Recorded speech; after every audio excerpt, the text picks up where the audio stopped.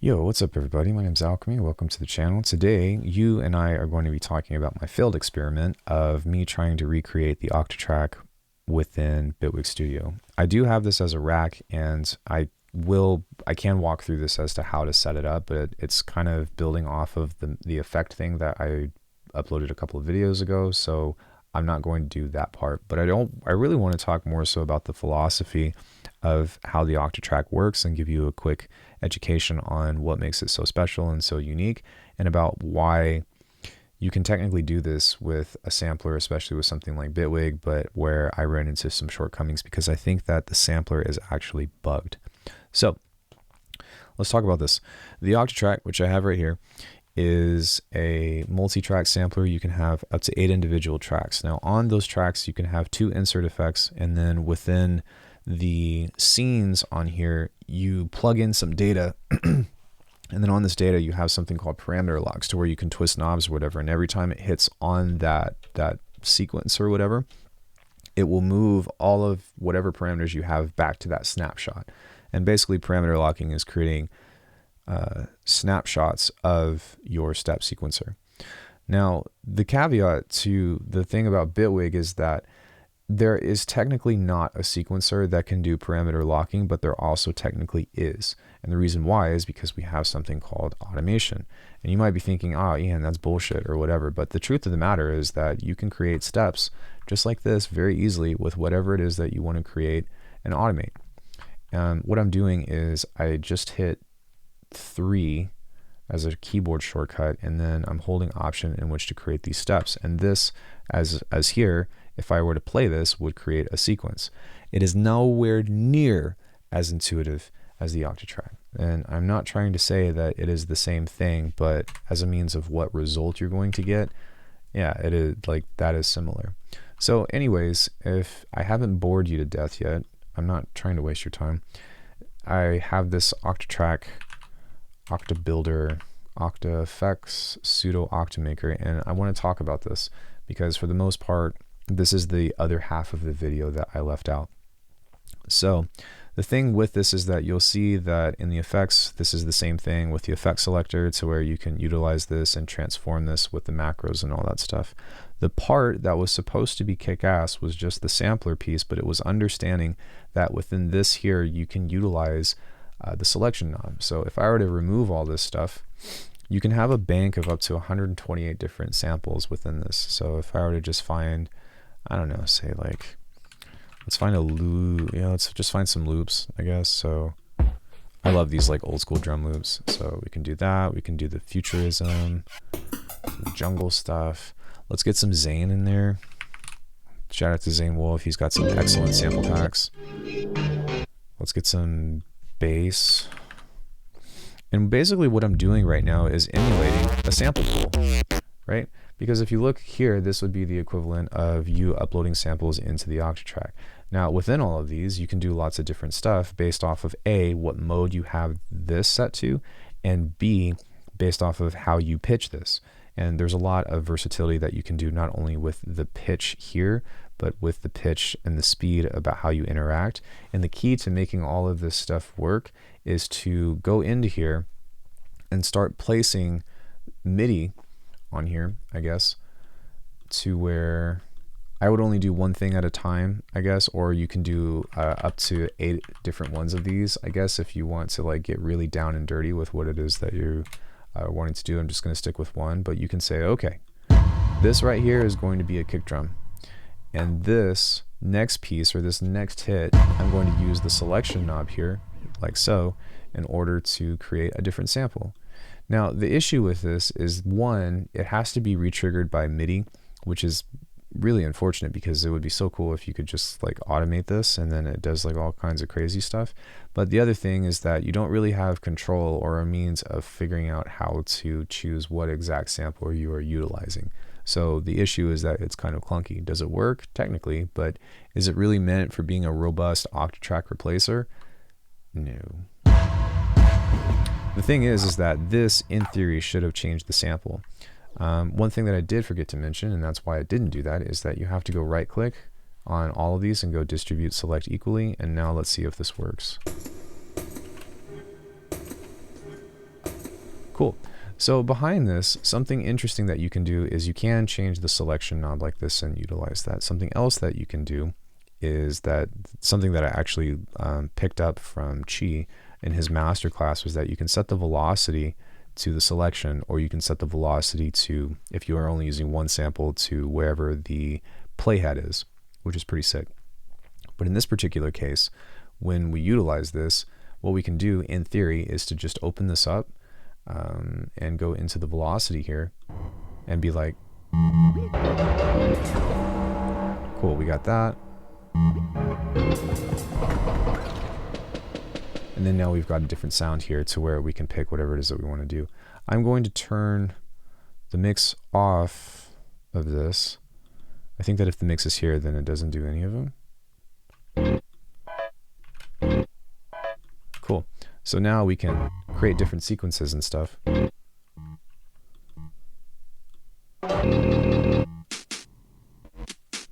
And then what I'm also going to do is see if I can turn, okay, that's already off. Let's turn this up a little bit. But you'll see what the problem with this is, that whenever you're utilizing this, it's very inconsistent. So this, in theory, should be a completely different sample.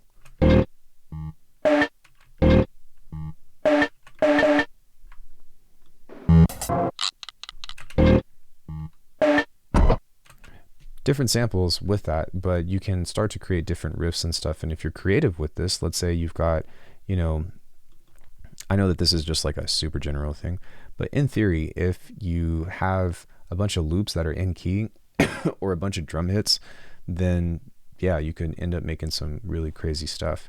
And the other thing that I actually really like about this is that if you just click all of this, you can actually edit all of these together. So you can say, hey, I want to turn the loop mode on and start activating this, but maybe turn the length down, so that way you'll start to get some crazy stuff.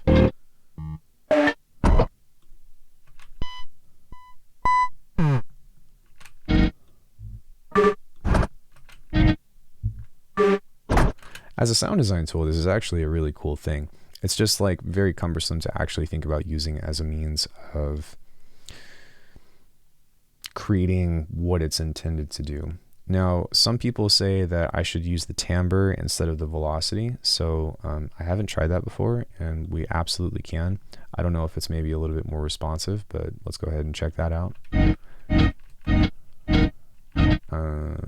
That should be timbre. Yeah, so.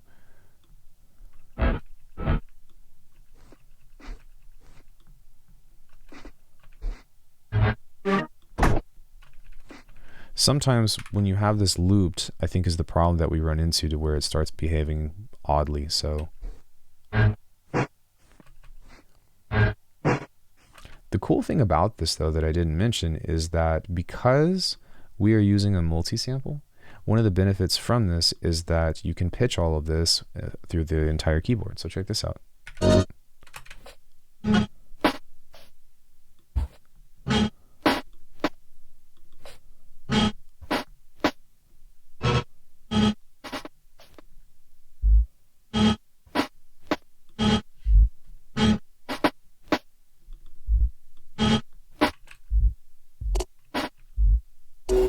Now, the other thing that's even cooler about this is that you can actually automate between these different modes. The only thing is that you have to retrigger them by MIDI. So let's say we leave this in repitch mode and we grab that. This one needs to be in granular, so I'll make this a little bit longer.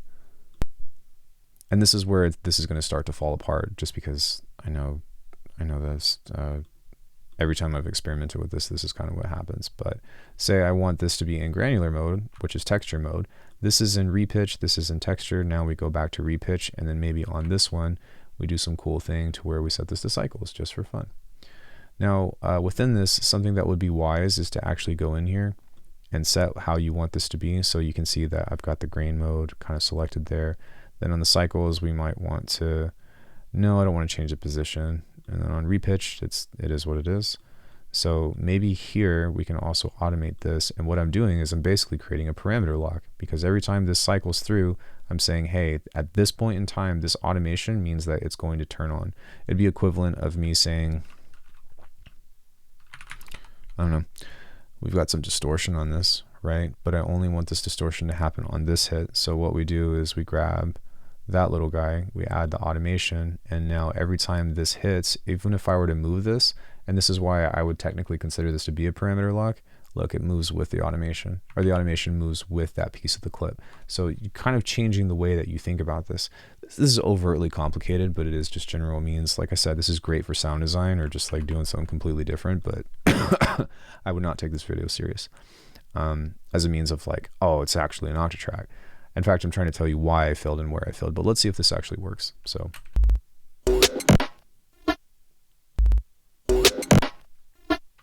Cool, kind of. So what's dope about this is like, if you wanted to actually go super ham, then let's just say we didn't want to do the Octatrack, but we wanted to create this into an insane IDM machine.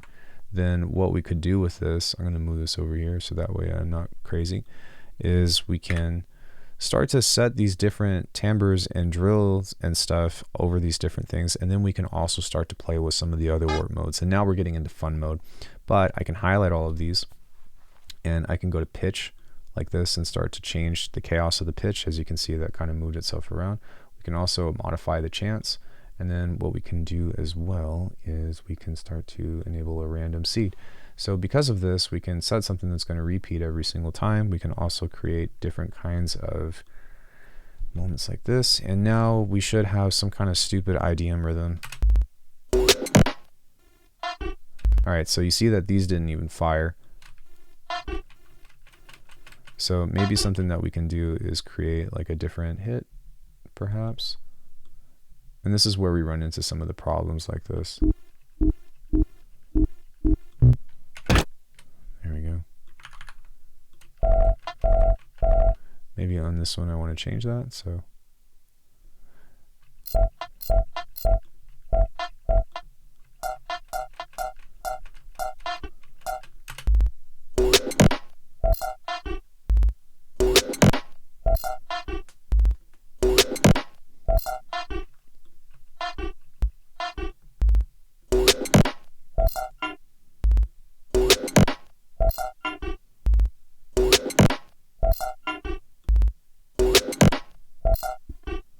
See,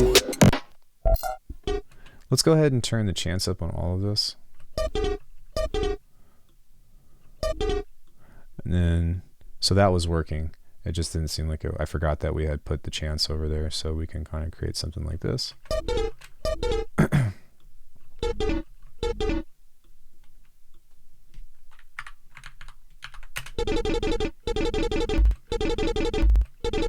We can also spread the timbre out just to find different shit, which is kind of cool actually. I didn't know that we could do that to that as well. So you can like literally randomize the MPE stuff. Maybe if we play this at a higher note, we can actually identify what some of this stuff is. It still seems like some of this stuff isn't really triggering, and I know that it's a bunch of different sounds, but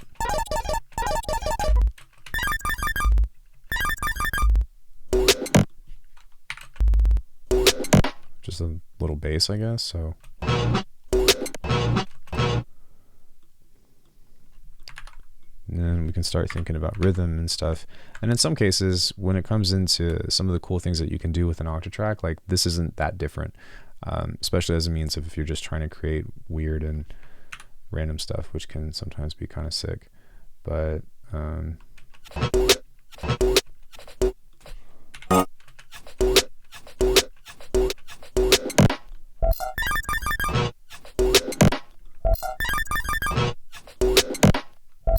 yeah, so now that you have something like this, you know, you got the sampler part, which again, it's very clunky, it's not precise, and that's part of the reason why I didn't want to put this video out in the first place, is because it's kind of bonked. But as a sound design tool, it's pretty cool, because now that we have this, if you recall what I was talking about from before, which is the effect rack, the bigger thing that I was successful at, which is this guy, you know that you've got this fader here, and between these you can pick a scene up to 16 different ones per part. That's, you know, jargon that's not really all that important, but you can set and crossfade in between these different effects here that can start to give you lots of different results that could be cool. So if I turn the kill on, now the mix is on, and then we can modulate between the mix here. We'll start on this side and just kind of cycle through these as you'll see. So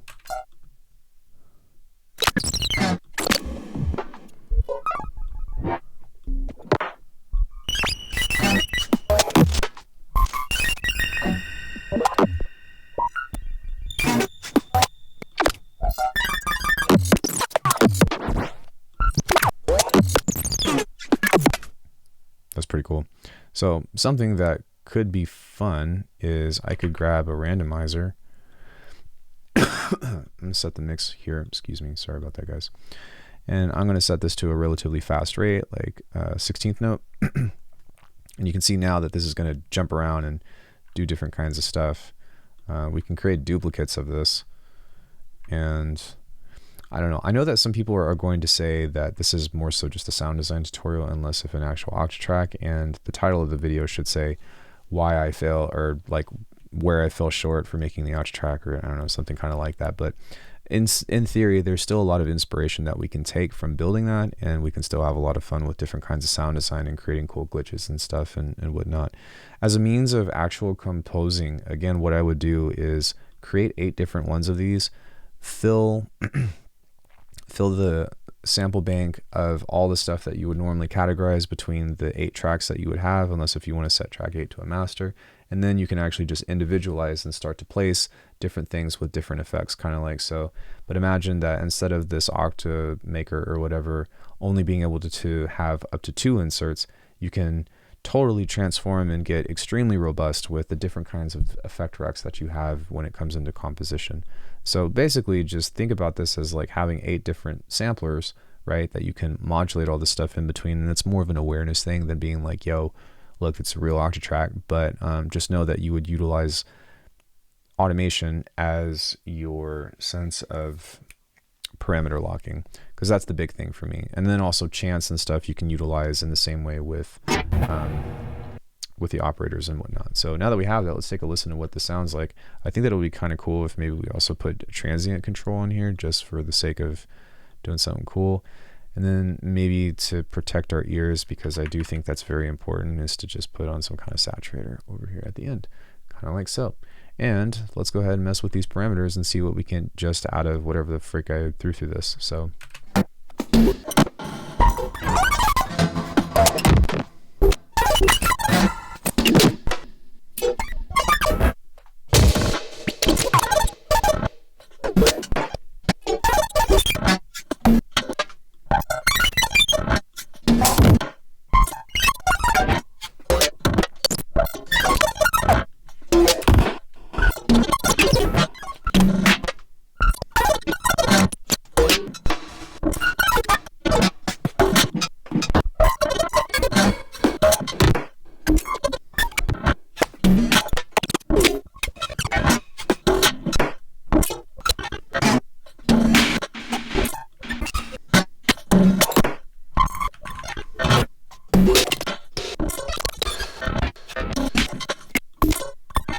So I hear drums in this, or like just like percussive glitch stuff, so I'm gonna kind of just add an OTT basically.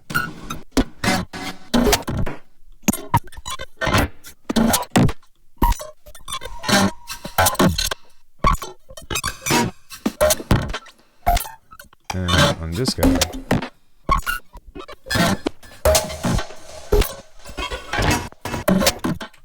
and then what we can also do is actually have a lot more different options. So we could do something like this, and now we've got some different variations of this to where we're going to create more, I don't know, just like glitches and stuff and have a lot of fun. This wasn't supposed to be an IDM tutorial, but whatever. Hopefully you guys are having fun with me just kind of creating stuff and getting lost in the sauce, as you young kids say.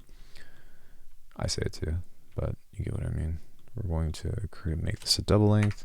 And so now we've got different iterations of this to kind of hold us over and have just way different sounds.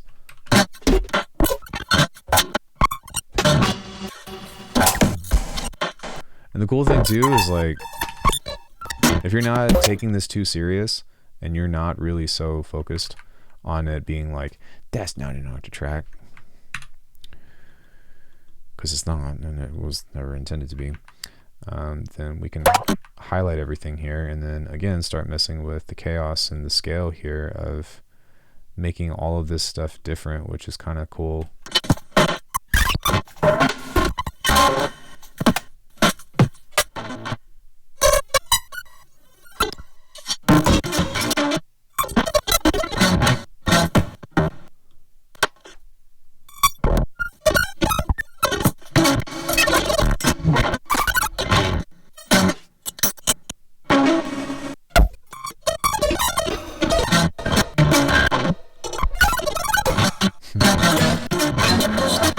pretty cool. So yeah, this is obviously like jumping into, you know, breaking things, territory and whatnot. But like I said, you know, you can just put some regular drums in here. You can just utilize this to be like drums, bass, pad, put it all together. So I guess I can probably show you that to something that might be a little bit more predictable. So let's say we've got our sample pool, and instead of having all of this crazy stuff, let me go ahead and just turn this off. We're going to set this to kill. We're going to open up the Octatrack maker on this. We've already got a transient control here. We're going to delete the distortion because we don't need that. Also the fuse compressor. We're going to double click on here and just maybe do something to where we're like drum loops. Actually, this is a great example. Okay, so what I can do with this is be like, now I can slice this. So I can set the start of a loop point here. So let's say I want to just take this piece, maybe make the length a little bit longer. So now we've got one piece of this. Maybe now I can duplicate this and we can come over to the loop point and find a snare, kind of like so. So this is one way of how you can kind of take inspiration from getting chops and whatnot. I'm just gonna, I just wanted to showcase that about how you can do this. It's extremely inefficient, but it makes sense on the hardware. It doesn't make sense on a DAW, but we can take a bunch of kicks or whatever and be like, okay, dope. Well, now we've got some different chops, same thing. We want to highlight all of these. Come on, work with me. Distribute select equally. And then as opposed to having this, we can just turn that off for now. We can just create a cool little kick pattern in C3. So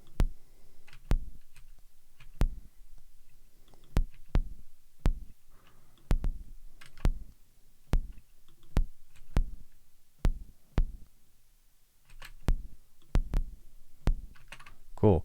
Now that we have this, we can do the same thing to where we have the timbre modulated, and we can be like, let's change that here, let's change that there, and we can have different kicks or different chops. So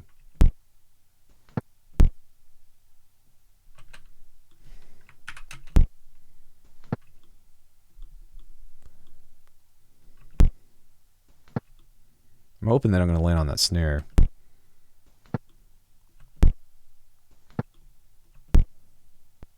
It would be nice if this was actually consistent.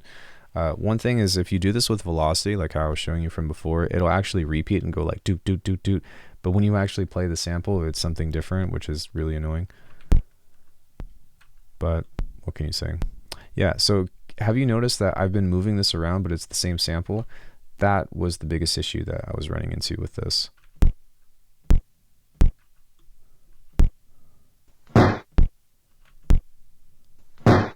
Cool. So let's go in here and let's find that snare. And we can widen this out. I think that...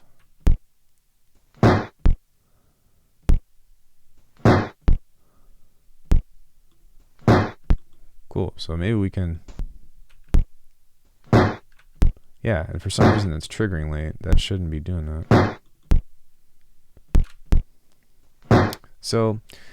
yeah, in theory, you should be able to kind of like adapt into doing this. And the only reason why I would ever suggest doing this in the first place, and it's really not worth the trouble, but the only reason why I would do it is for a cool little flex to be like, oh, or B, like, I don't know, maybe you take inspiration from what the Octatrack can do and utilize it for a piece of the workflow, a piece of whatever it is that you have going on. I'm a huge believer in randomization, huge believer in all that stuff, but you can honestly just use a drum rack or drum machine, I think is what it's called, and you can make your own chops. And then, like, as opposed to like having an apparatus like I was just showing you and stuff, it's like if you got if you got a drum loop,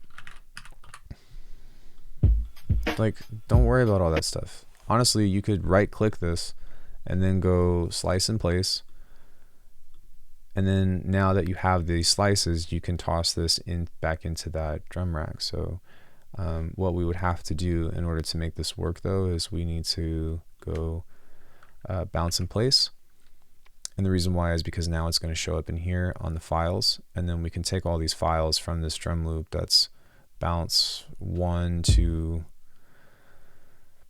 all of these guys, basically. Double click, let's delete these. and toss this in here. I have a feeling that this isn't going to work as intended, but we can try. But we can take all of these and then right click, distribute select equally. And then now that you have these chops, this might actually make sense. So we could start from here.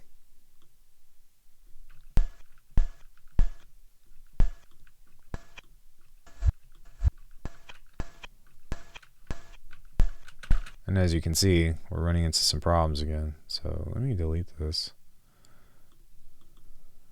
What is curves? Curves. Okay. Now, is this going to work?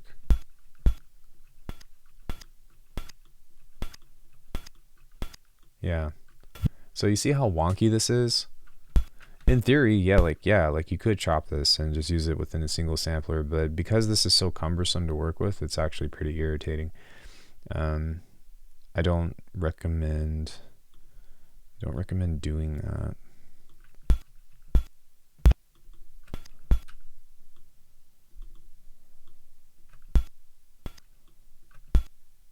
We can't even find the snare.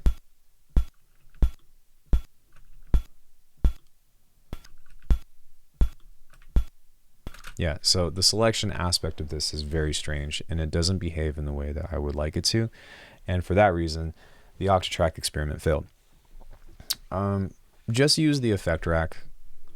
Just use a simple drum rack, use the effect rack, and build stuff off of that. But hopefully this could inspire somebody and just be like, yo, here's some stuff, you know, or some things that I've been trying to do. And honestly, this is cool because it makes you have a little bit more respect for the workflow of the Octatrack, because doing it within Bitwig is beyond worth your time to try to like translate over from a one-to-one.